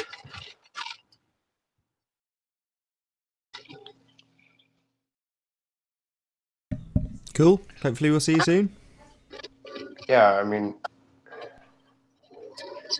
like I told you earlier, Nathan, at least your show, it lets me hear other people's arguments, and it lets me see why they still hang on to that ball. And it's almost like a lot of globe believers put forth evidence that is real hard to either prove or real hard to go and observe. And so I wish that we had that one test that we could go to say, no, look, this is doing this. This is what we see, you know? Well, I do have that one test for me. That's why I can cite it with absolute confidence in it, because I've done it that many times that unless someone can prove that it's wrong. So, I mean, I do have my own test. Now, I get that other people might not trust or believe it. That's fine. But that's why every flat earther that I know says, don't believe me. Go and do your own research. And I would support that, because if I didn't have my own research and I didn't have confidence in what I know I can achieve when I go and look at that particular place, then I'm trusting that the likes of Jaren, who could be a shill, or Mark Sargent, who could be a shill, I'm trusting them. But anybody in the UK can go up to my observation point in Hoylake, observe Blackpool Tower for yourself, and so long as it's not it, it's the same every time. It's there. It's not falling behind the curve of the earth and coming back again because of refraction. It's just there. It's just a fixture on the land. And now, obviously, logic would tell you that that's what you'd expect it to do. When you actually go there, you wouldn't expect something that was on the horizon to be falling behind the curve of the earth and that defies what you would expect to see on a landscape shot. But when you go there and you actually do it, you realise, of course, it's not going to do that. So for me, that's my own research that I'll stand over again, over and over again, because it gets pointed to over and over and over again, refraction, and then we can go into refraction. And until Mick West changes his website, which he'll have to do at some point, which he's already done once because of me, by the way, but until he changes his website, all the ball earthers get cornered by it because he uses 7/6 of the radius of the Earth to calculate for standard refraction, and he cites the document underneath for it being based on that. And in that document, it doesn't talk about 7/6 of the radius of the Earth. It talks about pressure and it talks about density of the air, but not the Earth. It doesn't talk about Snell's law, the application of Snell's law, and for good reason. Only ball earthers talk about Snell's law in this regard. Now it appears that they might have dropped that now. That might not be the case. I may be a little bit behind, but for the last 2 years, they've all been arguing for Snell's law to explain refraction. Now that appears to have changed. I mean, I'm not sure, Nathan. Am I right? No. Hi, Alex. I was just going to say, doesn't Snell's law only apply when there's a change? When there's a change in medium, yeah. Exactly. An isotropic change, but there isn't an isotropic change. There is, but it's the size of the vapor bubble that they're applying it to. It doesn't apply to all the air around it. So the vapor bubble will be tiny. Hey, what's up, Cat Earth? We've also been joined by Free Minded. Good to have you here, Free Minded, and good to have you here, Alex. Fellas, Peanut, Riley, Nathan, what's going on? Yo. Good morning. What's up, y'all? Come away from there, Eleanor. Come away from there. Please don't end my live stream.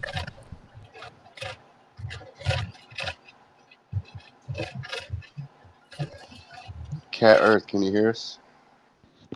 Yeah, I can hear like a lot of noise coming from Riley.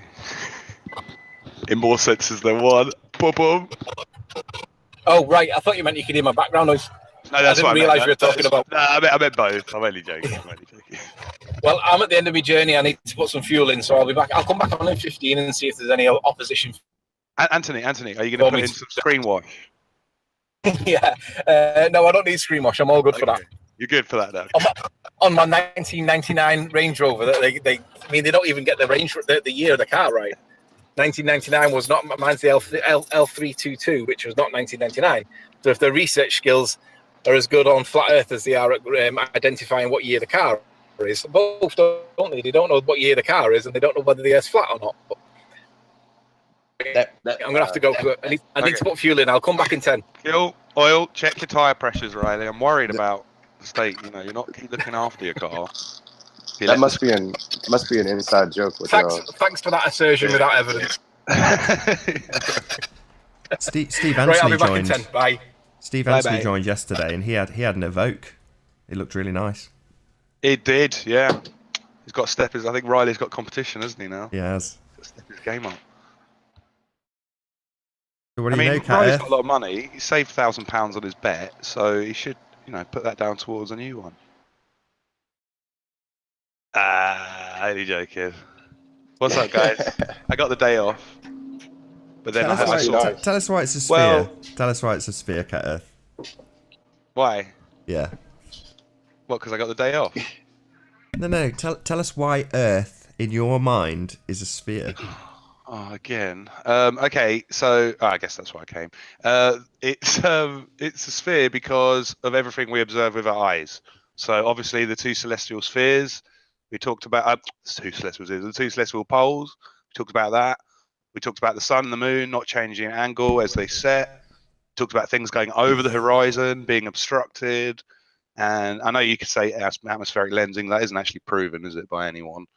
What about curvature? I mean, yeah, well, that's all. It's all to do with geometry. So that proves the curvature, right? I mean, things like the equinox as well.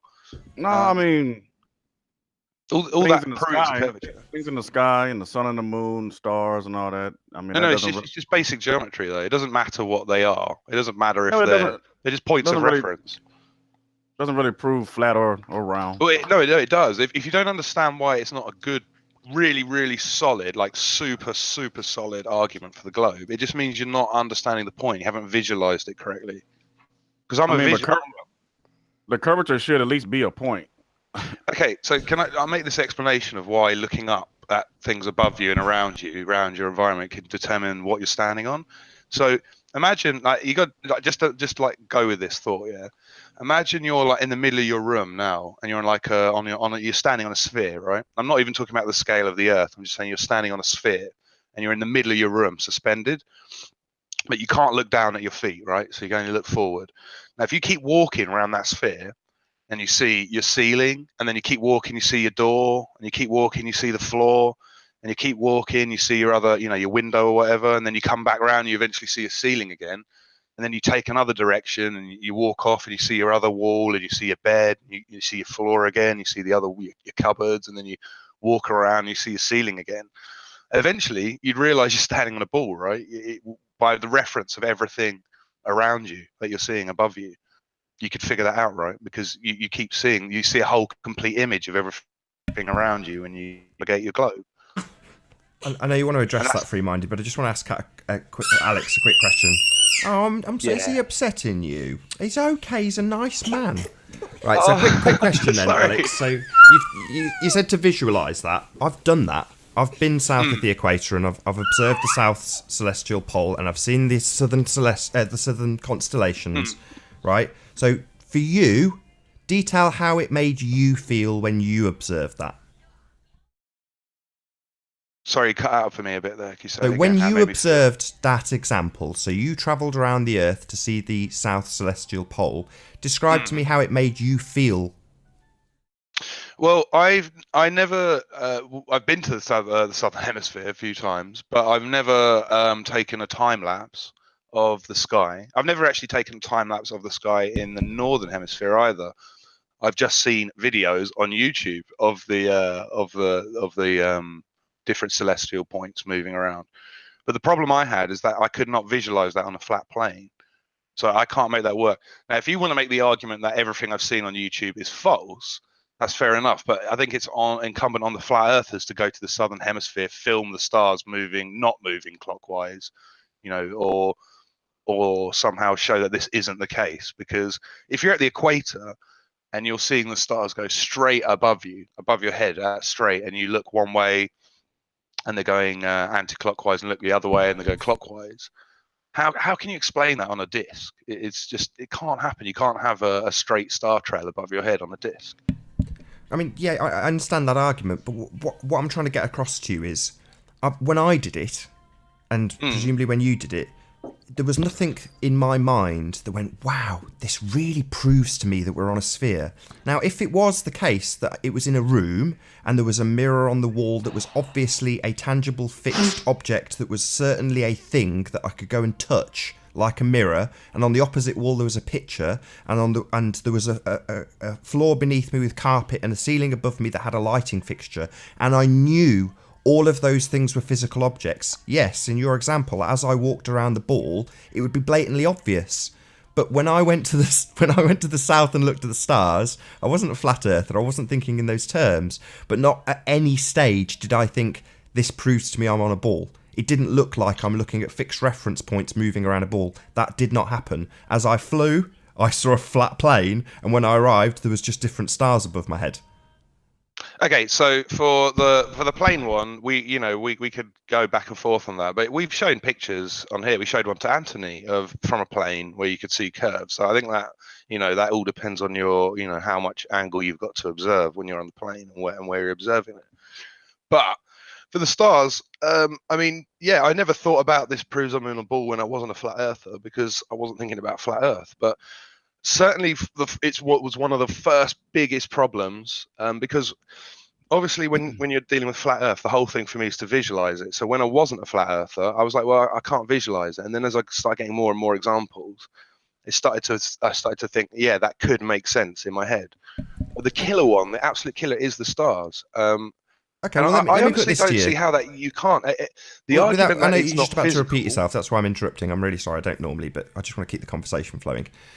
Sorry. I get what you've said, but Yeah, unless you have, physical. let's say for the sake of argument, I travel in a different direction. So what we've been told is there's 2 poles above our heads. Yeah. Now we are limited in where we can go, and from a flat earther's perspective, I say we are in a deception. So without the ability to go to a different chunk of Earth and look above and see if there's a third different set of stars with a third pole, I mean, that would completely obliterate. But where would you fit it in, Nathan? Where would you fit it in the star model we've got? How could you fit that in? I don't. That's my point. I mean, I can't because I'm limited in where I can travel to, and we're back to the math powerland argument, which is to say, well, if you're not limited into where you can observe all the stars from. Like there is points that you could go to on Earth, and you can observe every single star. Just because you can't really go to Antarctica, even though you could. Yeah, but that's the presupposition that we are limited for land, that we are only on the Earth-shaped map and model that they present us with. And without total exploration of that, I can't say for certain that there isn't stuff beyond that. And you're saying, no, well, it's already been decided and we can see everything from everywhere that we know exists. Well, 500 years ago, they told people, here's all of Earth, it's everything. And it was the government telling them, in no uncertain terms, this is all the land. And what do you know? They find America, and then they put that on the map. Well, that's within recent history, relatively speaking. In your ideas of history. Yeah, but you realise at that point they didn't have a full on model such as where they've mapped every single star at every single point. I mean, they probably did from their own location. So you know the idea of snow globe Earth, right? So that the stars are on a sort of globe, and you see that a lot, the snow globe model. And the reason that the sky is a globe or half a globe, well, it's an entire globe moving around a disk, right? And they believed the sun and the moon were going underneath the Earth and then coming back around, because they understood the point that the sphere is the stars are basically on a sphere as far as they could see, moving around them, including the sun and moon. They weren't moving around a disk, around the top of a disk. They were moving around us and going underneath and setting. They knew that already, and it's nothing to do with the fact whether you know it's physical or it's an intangible objects. They're still objects that follow the laws of perspective. Unless you're saying they're locally projected holograms into our heads individually, which is pretty crazy. I'm not pretending to know what they are. That's not what I'm doing here. What I'm trying to get across to you is that... That's why I'm saying it doesn't matter what they are. That's the point I'm making about you saying we don't know what they are. It doesn't matter what they are, because they could be lights, they could be angels, they could be anything. But the point is they're still following the laws of perspective. That doesn't change. Right, but that's not my point that I'm trying to get across to you. I will butt out now that you've piped up through, I promise. That's okay. But the point I'm trying to get across to you is that a few hundred years ago, we were told in no uncertain terms that they knew, and they were wrong. Now we are told in no uncertain terms that they know. What, do you understand what I'm saying? They tell us. No, sorry, I don't know what they knew about. What did they knew? How much land there was. How much land there was and how it was laid out. And they knew and paraded it around to the people to say, this is what your world looks like. We know. We are certain. Before that, they told them they had, as you put it, angels. And believe me, you were burnt at the stake if you disagreed. They told you and you had to accept it. That was how it was. Now, you're under the impression now that, oh, well, they've figured it out and we know. And yes, I haven't necessarily gone and done the time lapses, but I take it as read that that's how it matches with the model. Well, we don't know that isn't false. Well, no, but I think honestly, I'm not trying to be mean, like rude. Sorry, I just mean it's a simple geometric problem. I think you're trying to that you're not understanding. It's just a very strong point. You can see from every point on the Earth all the stars. We've mapped them out from every point on the entire Earth. How do you know you're seeing all of Earth? We're going around in circles. Because saying you can look at a whole map of the stars. Nathan, you're saying we know from every perspective. We can predict every star and every movement and where it's going to be and when eclipses are going to happen. We can How do you know that that's all of the land? How do you know that there's not more land with a different set of stars above it? There may be more land that's somewhere, but Well, it's got wouldn't to that still be on the completely same destroy contained the sphere. two poles argument if there was a different set of stars above that land? Sorry, so you say there's a different set of stars? Yeah, No, but we'd be what able I'm to saying see it from is- some other point in the globe. Without interrupting, let me break it down once, then I'll shut up. Right? Okay. Sorry about my kid making noise. Within relatively recent history, we have been told this is how much land there is, and they were wrong. Now you're saying we know what all the stars look like from all of the land. Well, in relative recent history, we have been falsely led to believe how much land So we where is have. this, Nathan? When was this that they told us they knew all the land? Map of Monday, go and have a look at my evidence video. did they actually have, or was it just still a theory at the time? Because, So when Columbus sailed to heliocentric model's a America, theory. Heliocentric They model's weren't- just a theory. What are you talking about? My point is that within relative recent history, we have yeah, they been told us they found had the to land and we have didn't have the land. I'm not sure they more said that. Well, land. this is 100% all the land in the world, and then we're going to sail the other way around, and then they found, they said that it's a globe, right? They said, we know this is a globe, and they tried to sail to India, and they bumped into America, right? Is that what you're talking about? Right, they didn't have the new world on the map. So Yeah, but they at knew the it was a time, globe, didn't they they? told us this is all of it. Well, they were wrong. Now you're saying the same thing. They weren't We wrong know about it being because a we've globe. seen all They of just it. didn't know how much more land there was. They didn't know every country. Right, but they said that they did. They only Well- found out recently because Jon Snow crossed the ice wall. No, but you see what I'm saying, Nathan? They still knew it was a globe because they decided to sail the other way No, they to avoid didn't. Africa, right? They didn't. Oh, go and watch my video on the Map of Monday. That's a flat Earth map, and it depicts all the land in a circle, contained, and it's presented to the people as this is what we have as our. So Nathan, you think that now you think there's no difference between now and 300 years ago, where they hadn't sailed everywhere, they hadn't done everything, they hadn't tracked everything, didn't have satellites, whether you believe them or not, or weather balloons tracking, whatever you want to believe Google is, which we have now.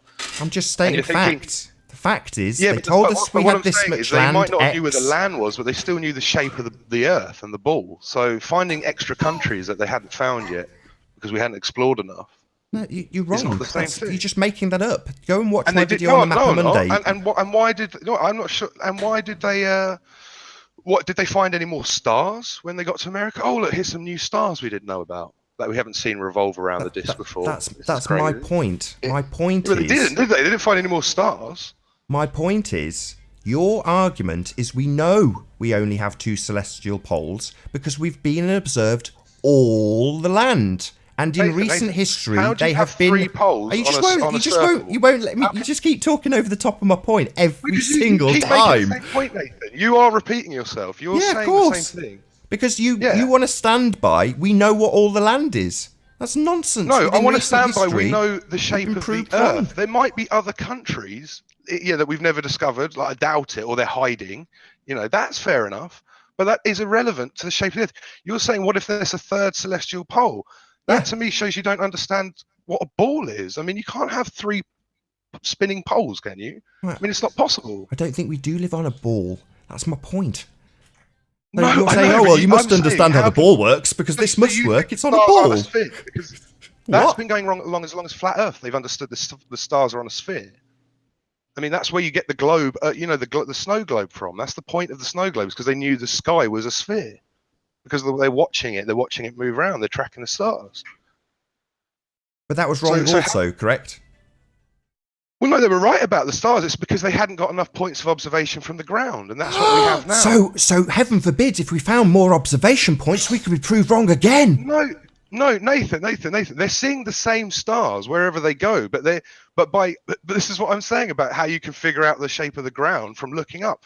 If you take enough different observation points, you'll realise we're on a sphere as well, because That's we can what we see all the currently- stars from different points of the globes at all times. But if All you were- stars are accounted for. If you were There's to no room to fit another pole in. but if you were to withhold certain information that disagreed with that cosmology, then obviously that would completely alter the cosmology if we were to see it.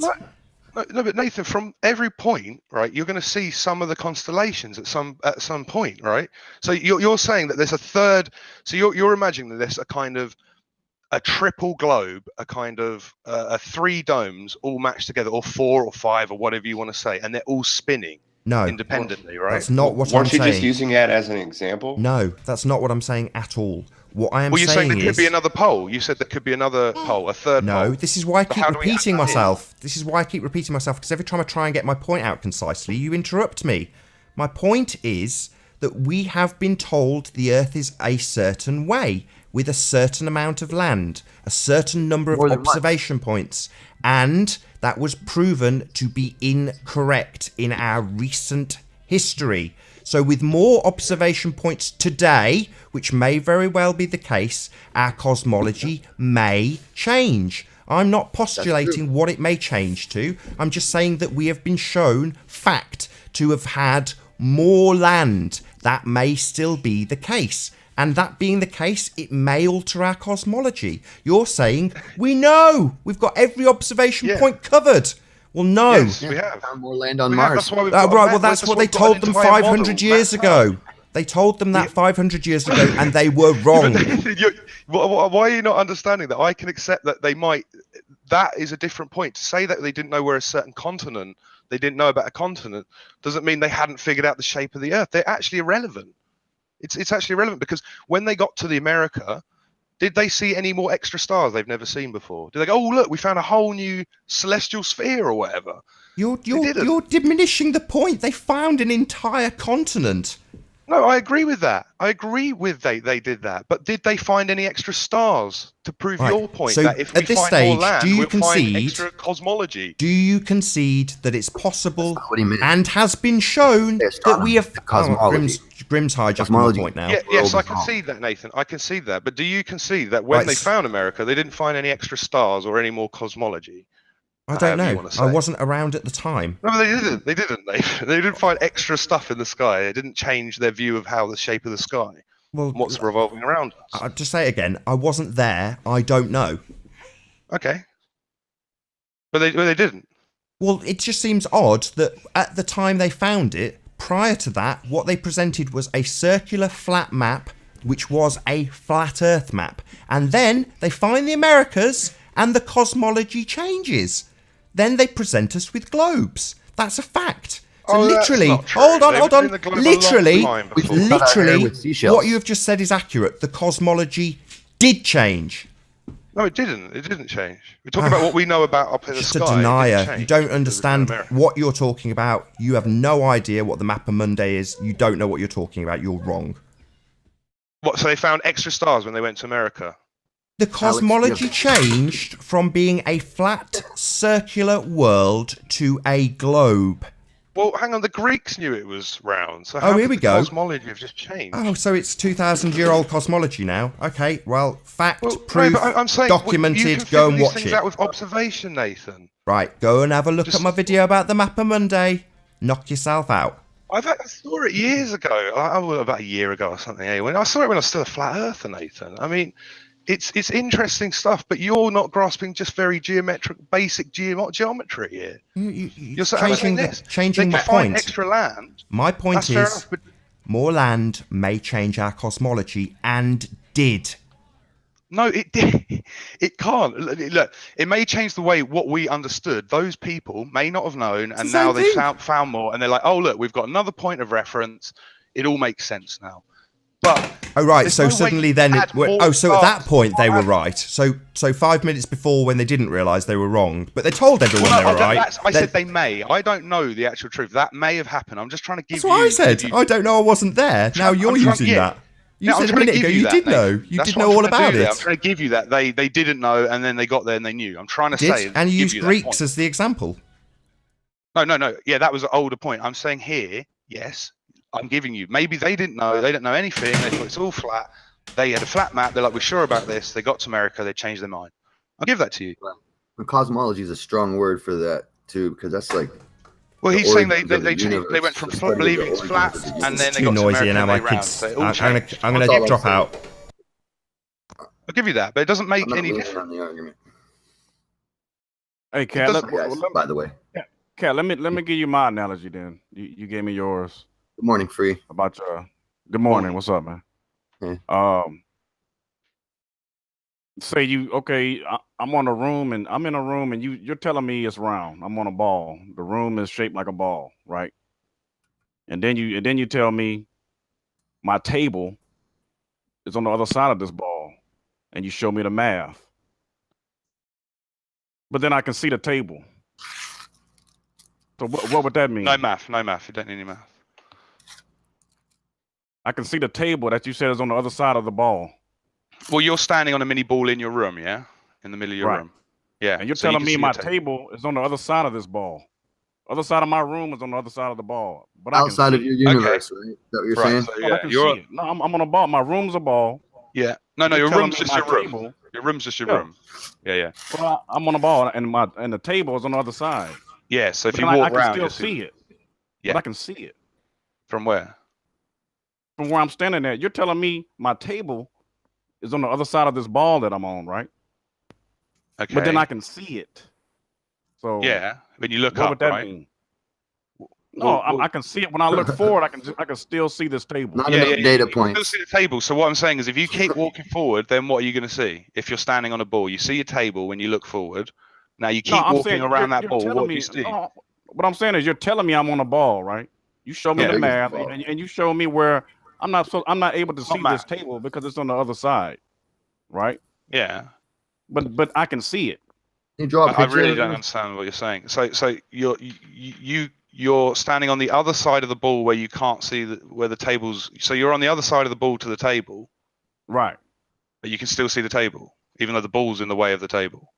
Is it a It's big ball? it's supposed to be in the way of the table, but I can see it. Well, then if it's either in the way of the table or it isn't, which one is it? It's not. You're telling me it is. It's not in the way of the table. That's why you can see it. Exactly. I don't understand your point. What I'm trying to say is that if you can see your table, right, like you're standing on the ball in the middle of your room, and you look straight ahead, you see your table. But if you Right. keep walking forward, right, towards that table, and you're going around the ball, eventually you see your floor, right? That becomes what you start seeing. And if you keep walking again and again, you'll see the other wall away from the table on the other side of the room. And you keep walking, and you'll see the ceiling. And you keep walking, and then you see the table again. That's the point I'm making to you. What I'm saying is this table is on the other side of this ball that I'm on, and I'm not supposed to be able to see it because this ball is in my way, right? The curvature of this ball is in my way. Right, okay, I see what you're saying. You're telling me this. You show me the math, right? I The got math, this. okay, it makes sense. But then I can see the table. I got this one. Well, you're not doing all the math. There's part of the refraction math you're not seeing, since you can see further than 180 degrees because of the refraction. It's the refraction math that you've left out. So you're not doing all the math. Tell me this. So refraction will allow me to see. So tell me this. Refraction will allow me to see someone who's around a corner.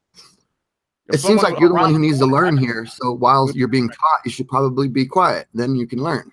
It's simple as that. It doesn't make sense.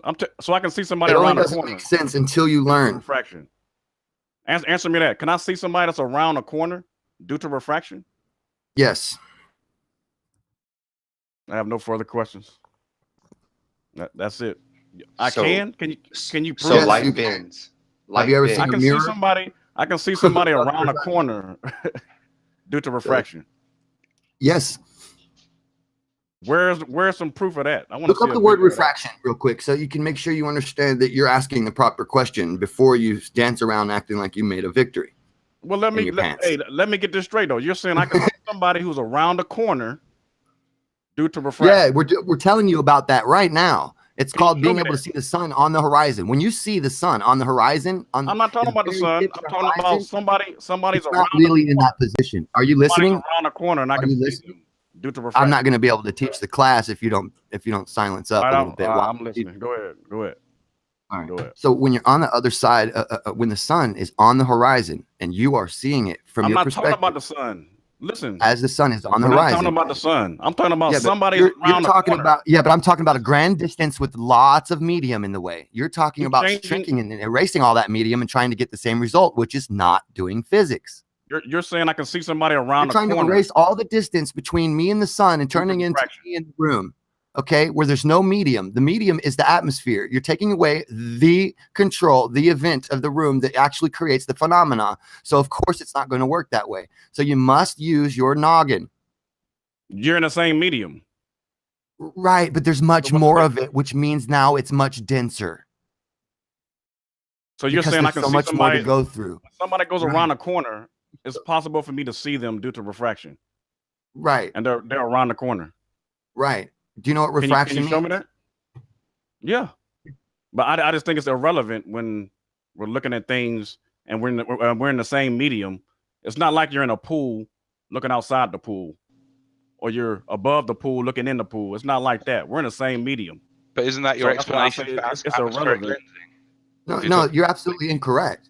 On those vast distances, we're not in the exact same medium. There are different temperature zones. There's all kinds of stuff. Plus, there is a lot more Rayleigh effect, a lot more blue light scattering, a lot more complete refraction. And it is that way because when the sun hits the atmosphere from its position under the horizon, it creates an image of the sun about as deep as the horizon or the atmosphere is up and to the top of the horizon where the observer actually is. The sun isn't really exactly right there while you see it setting. It's already a little lower than that. But you're only seeing the image of it because it's being bent up and around the globe. Now, if the atmosphere wasn't round, you wouldn't get that effect. Shouldn't that image be inverted? How does it refract it exactly the way it is? Right, exactly the way it is. Exactly. Oh, well, I'm asking. I'm asking you. Yeah, it is, and actually, it's a little bit distorted too. You ever see the sunrise look like a keyhole, or look like different types of shapes because it's distorted? I mean, I'm not really talking about the sun. I made that clear earlier. I don't want to talk about the stars, sun. We're talking about light refracting through the atmosphere, which is exactly what we're talking about. You're saying I can see somebody that's around the corner. Sorry to interrupt that little tete-a-tete, but we have about 15 minutes left on this broadcast. Hope you're all enjoying the show thus far. If you are new to this channel, be sure to subscribe and hit the bell notification icon to keep up to date with the Flat Earth debate. If you would like to support this channel, there is a super chat that runs alongside the show while it is live. And if you would like to join the debate, there is a link in the info box below this video. With your page that you are currently watching me on mute, please do not join the show with your watch page playing. Click mute on the watch page before clicking the link in the info box to join the show and express your views on the shape of the Earth. There are only a couple of rules in the Hangout. Number 1, please do not swear. Number 2, if you are ejected for swearing, please do not try to rejoin using sock accounts. If you've not done so already, please share the show on social media. And as I say, if you are new to the channel, be sure to subscribe and hit the bell notification icon to keep up to date with the Flat Earth debate. There are maybe, as I say, about maybe 10 minutes left on this stream if you did want to join to do a last bit of trolling or expressing your views on the shape of the Earth. Someone around the corner with refraction. I'm not talking about a mirror, sir. You did not say any other kind of refraction. You just used the word refraction, and I tried to ask you to clarify what you mean by refraction in the very beginning, but you did not know how to do so. Therefore, you cannot say my statements are incorrect because you don't even know the definitions for the words that you're using, sir. You are saying I can look around the corner. I think you just got owned. All right, next. Free. Let me just put an assertion to you, Free, that I'm going to ask you, do you agree or disagree? Do you think Grimm is misusing the word reflection instead of the word refraction, and he's using the definitions to win his point?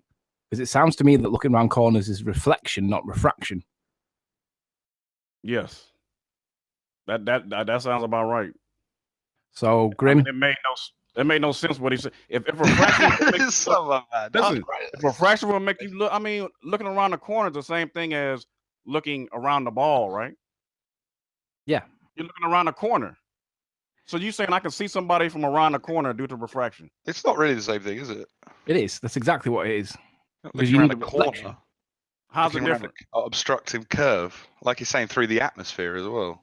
Yeah, but we can demonstrate what refraction really is. I know what ball earthers say it is, but we can show it evidentially what refraction really is.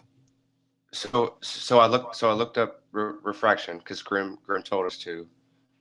It says the fact or phenomenon of light, radio waves, etc., being deflected in passing oblongly through an interface between one medium and another through another medium Are we varying in two density. mediums? Exactly. No, we're not. That's what it says. I mean, he told me to look up the definition. So we're looking through two mediums. We're not in two different. Yeah, we're not in two different mediums. We're in the same medium. It is. The sun is not in the atmosphere, sir. But we're not in. Yeah, but when we're in the medium. I already tried to explain to that. He keeps trying to create parameters to a situation that isn't happening. It's not analogous to what's happening on the sun. Can you see somebody around the corner? That's not what we're talking about. You're not outside of the atmosphere when you're around the corner, so he's not labeling that experiment correctly. Nathan, could you just explain that to him over and over again? Sorry, dude. Nathan, just share my screen for us. We can demonstrate what refraction is, and we can show it. Now, when you put these into words, it's difficult to describe what you're seeing, but we know what we're not seeing. We can see clearly that the effects of refraction is a stretching and a shrinking on the horizon, but we are not able to see around the curve, because there is no curve, but even if there was a curve, we can demonstrate that we're not seeing any more or any less because the mountain that's demonstrated in the background is not zooming towards us or getting further away. So we can show empirically that there is no looking around the curve. All we're seeing is stretching and shrinking of the horizon, which is that is refraction. It's not this arc mathematics that you guys accept. Refraction is an arbitrary word for a lot of different phenomena. Okay, yeah, so it's an arbitrary word for lie. Label it as one of the. I don't know. You don't make any sense. Well, no, evidence makes a lot more sense. I might not make sense, but this is, you can see that we are not looking around the curve. So if there's no you're showing me a camera with aperture issues, right? Oh, here we go. Go on. What? Well, here we go. Here we go. You think it looks that pixelated in real life? What's your point? You're trying to tell me that everything's this pixelated in real life? What you're looking at? No, that's not what I'm saying. And what I'm you saying don't have a problem. Right. What I'm saying is that we are not looking behind any curve here. We are seeing refraction, but we are not looking behind any corner or curve. No, we're definitely not looking behind a corner because you could quite clearly see the stuff behind corn there either. You're right. No corn. I mean, there's stuff behind it as well, right? I mean, yeah, that's what I mean. The mountain in the background. That's not being hidden by a curve. Yeah, you correct. See stuff behind it. Correct. So what we're saying is this refraction isn't looking around the corner the way that. So when something is behind the curve and the bottom of it's hidden, how is that happening? Well, where is the curve in the first place to assert that it's behind it? But look behind it. There's things behind the curve, right? Yeah, right, very back. Picture, so how? Or if you show a boat or something. Yeah, but you can't see the bottom, or you see a city line, Riley. If you see a city line with the bottom missing, how does that work on the plan? Just so you guys know, there's about maybe 5 minutes. Sorry to interrupt you, Alex. There's about 5 minutes left on this broadcast, just so you guys know. Demonstration that actually accurately represents what we're talking about. Did you guys hear that? Let me address the boats going over the curve. Yeah. Or a city skyline, anything being hidden by curve properly. How does that work then? All right. So basically, between us and the boat, if there's an incoming tide, Nope. Let him speak it. If there's an incoming tide between us and the subject matter, what happens is the shoreline that the tide is running up against is pushing against the water, and it creates a concertina effect, and it pushes the water line up because it's resisting the incoming tide. So it makes a water ramp. That chops the bottom of boats off. Yeah. You're talking too fast. Would you say that? What kind of effect? Well, if you were listening, you'd have heard it. Everybody else heard said you were talking too fast. I don't understand you sometimes. So I asked you to repeat it. I reckon you understand me. Effect. I think you misunderstand me a lot of the time, to be honest, Grim. I think we all do. Yeah, no, you do. Let's just keep going. You got 5 minutes. So what kind of effect did you claim it was? It's bulging. The water's bulging. It's a concertina effect. Oh, that's a scientific word for the bulging effect. Oh, okay. It's a concertina effect caused by the shore repelling the incoming tide. A constantier effect? No. So water isn't always level then, is it? It's sort of bulging. Can you spell that for me? When there's an incoming tide, it'll bulge again. Yeah, because what happens is the shoreline pushes against the incoming tide. It creates a force against it, and it will rise up a little bit in the short ground because that's what we're seeing with the boats disappearing from the hull. Why is there a tide? So no, but forget that. Why is sorry, Grim. So what I'm more interested to see, even if you see a big city skyline and a lot of that is blocked, is that all bulge? Is it? Just all the water bulging? Well, this is where we go to Jenna Frodo, right? This is the bit where we go to Jenna Frodo. Yeah. Fredo. Yeah. So let's flick this on. Damn adverts. Watch the whole advert. Be kind. Yeah. I'm hoping this is the one where she shows how close she is to the waterline. I think it is. Is it? No. So the issue. What is your question? Why is some of the bottom of the city skyline blocked out? Well, you can see that there's a band of heat haze here. Yeah, the top part of it, and then you can see that there's another line underneath that is a clearly defined line. That means that we can't see where the shoreline is. Well, I've only seen it on this picture. I've seen other pictures where you don't have that. Really? They're supposed to be 486 feet. Picture there, Slickery. So supposed to be 480 feet of curvature right there. Want me to do it? And it's not. Yeah, but what we're saying is, if you're saying there can't be any refraction or whatever, and there's no medium change, then how is this effect created? Because I always hear from flat earthers about atmospheric lensing, which will require, changes in density. I'm not sure what you're asking, because to me it looks right. I have seen ball earthers, but I have to question the authenticity. So you're saying this whole thing's a bulge, then? That's what it is a bulge. I'm saying there's no bulge. No bulge in this one. So the bottom is obstructed. Why? Because of heat haze. Well, there appears to be something atmospheric going on here, which is demonstrably the case here with this dark blue line. We have a wavy line on top and a wavy line underneath. That's opaque. We can't see. It's supposed to be 480 feet blocking it. And that's not it's demonstrable because we got this one video with this line. One video. I mean, there's other evidence that we can compare and contrast this with to see. Yeah, but it's not demonstrable, is it? It's just that's what you think that line is. Well, do you know what? Do you understand what demonstrable means? Yeah, it means you can demonstrate it. There you go. So it is demonstrable. So why don't you demonstrate it? This isn't demonstrating it. This is just a picture, and you're saying what you think it is. Okay. So, oops, shit, it's gone wrong. Let me reopen Interesting though. Interesting in this picture. How high is that person standing? Could we know? Yeah, 6 feet. She pans down to her feet at the end of the clip. Watch. Okay. So she zooms out. Oh shit, that's not the right one, is it? Look, her camera's got the city smaller than a pixel. It's almost disappeared. Yeah, now. that's because it's like 35 miles away. That wasn't the one of the best videos that she uses. I got it on mine. I might be able to get it on quick because it shows her about literally 60 seconds to do it. If you do want to show her feet at the beach, we have had it on one of these streams, but you've got about 60 seconds to do it. It's feet time. Let's go. Equinox. Okay, can you somebody share my? Can I share my screen? Hold on. There's only 60 seconds left. Share your own screen. All right. Damn, and I didn't even get to the part where I wanted to catch Grim with his claim, the assertion that the. Can y'all see my screen? Oh, you wouldn't have got me anyway. Yeah, we see your screen. If you can make it next time you're on Grim, if I catch you, I'm going to have you. So be ready for your arguments. Come on, Riley. I hope you remember you said that. I will. The next time I catch you online, we're going to deal with that 8 inches per mile misrepresentation. Oh, sure. We sure will. No worries. I look forward Come to on, it. Graham. So you say there's a heat haze here, and it's dropping. It's doing what? How is the heat haze obstructing the bottom of all those buildings? We're going to get kicked in. Been joined by Adam. No, we don't get kicked. It carries Good on. to have you here, Adam. Oh, we got the feet. What's up, Adam? How's it going? And get ready for the trolling portion. There's no point starting. Avatar gets me every time. So, but seriously, what's your explanation? It's a heat haze and what? Heat haze and what for what? Why is it obstructed at the bottom? There's supposed to be 480 feet blocking this right here. There's no bulge. But I don't understand what you're saying is blocking. Where's well, you can't see the beach, can you? You can't see anything on the you can't see the docks or whatever's there. Yeah, I addressed it. I said that there's a band that's affecting. So that band definitely. So if we overlay the skyline over that, there'll just be the docks missing on the band, and everything else is there in the roads. I guess so. Can you do that? And it'll all match to the bottom line. I don't know. The problem is you can't. You should try and do it if that's what you think. If you think there's no obstruction there, and it's just the problem is though you can't tell where the horizon is. So even though, I mean, I'm not saying the horizon is one of the top or bottom lines. What I'm saying is that band affects where we see. The horizon is somewhere in between there. And with that, I'm going to say first and foremost, a huge, massive, enormous thank you to the live audience for joining us on this debate, and also a massive thank you to the panel for making the debate possible. Be sure to like, comment, share, and subscribe. I've been Nathan Oakley, and I will see you all in the next video.